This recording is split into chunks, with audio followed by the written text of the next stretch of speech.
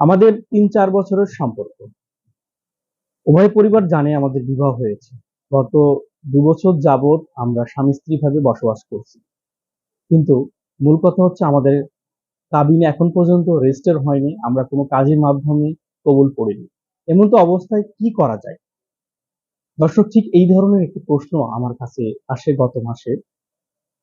তারা বলতে চাচ্ছেন মূলত আমার যে ভাই বা ক্লায়েন্ট যেটা বলি না কেন, তিনি মূলত ফোন দিয়ে আমার কাছে জানতে চেয়েছেন যে আমার তো বিয়ে হয়নি।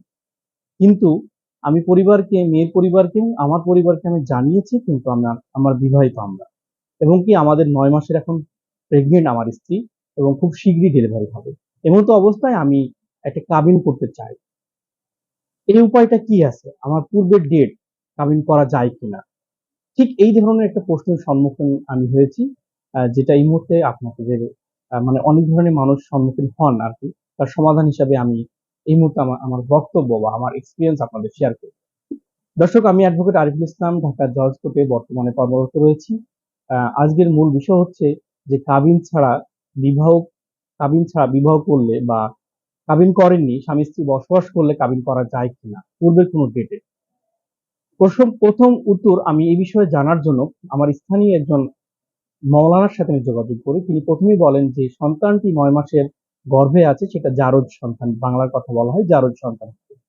তো এটার বৈধতা নাই। তবে তিনি যখন ইসলামিক শরীয়ত অনুসারে বিয়ে করতে চাচ্ছেন, আপনার উচিত করানো। তবে এই সন্তানের কোনো বৈধতা হবে না।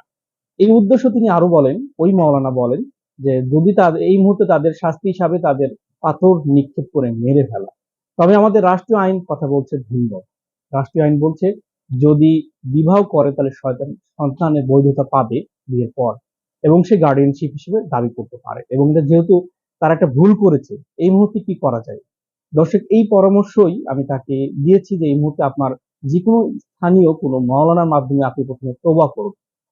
মাফ করার দায়িত্ব বা মাফ করার মতো একমাত্র ক্ষমতাশীল লোক হচ্ছে মহান আল্লাহ রাব্বুল আলামিন। তিনি যদি আপনাদের ক্ষমা করেন, ক্ষমা করতে পারেন। এবং সন্তানটা কিন্তু অবৈধ হিসেবেই থাকবে।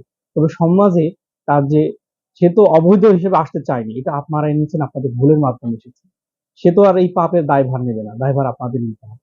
সে বিষয়টা ভিন্ন থেকে আমি তাদের পরামর্শ হিসাবে এটাই শুধু জানালাম যে আপনারা বর্তমানে যেকোনো মৌলবীর কাছে অতি শীঘ্র যান এবং তওবা পড়ুন এবং বিবাহ করুন। এবং আমি কোনো পূর্বের ডেট দিতে পারবো না। পূর্বের ডেট দিয়ে আপনাকে ১ বছর পূর্বে করে দেবো যে এই ডেটটা করেন। করে আপনাদের সন্তান বৈধতা আনতে পারবো। এই ধরনের কোনো কাজ আমি করে দিইনি। তাদের যে ৯ মাস পরে তারা যেদিন এসেছে, সেদিনই তাদের আমি বিবাহর পরামর্শ দিয়েছি। পরবর্তীতে তারা সেই অনুসারেই কাজ করেছে। তবে রেজিস্ট্রেশন করেনি। তারা তওবা পড়ে বিয়ে করেছে, কিন্তু রেজিস্ট্রেশন হয়নি। রেজিস্ট্রেশন হয়েছে ৯ মাস পরে। মানে বাচ্চা জন্মার কিছুদিন পরে।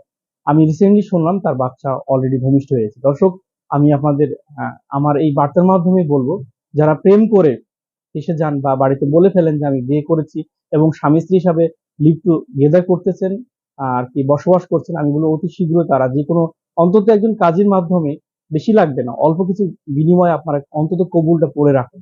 আর যেকোনো বিষয় বিয়ে সংক্রান্ত যদি আরো তথ্য জানতে চান, অবশ্যই আমাকে ইনবক্স করুন। আমার নাম্বার অবশ্যই ইনবক্সে থাকবে। সকলে ভালো থাকবেন। আর এসব তথ্য জানার জন্য অবশ্যই আমার চ্যানেলটি এবং ফেসবুক পেজটি সাবস্ক্রাইব করুন। ধন্যবাদ সকলকে।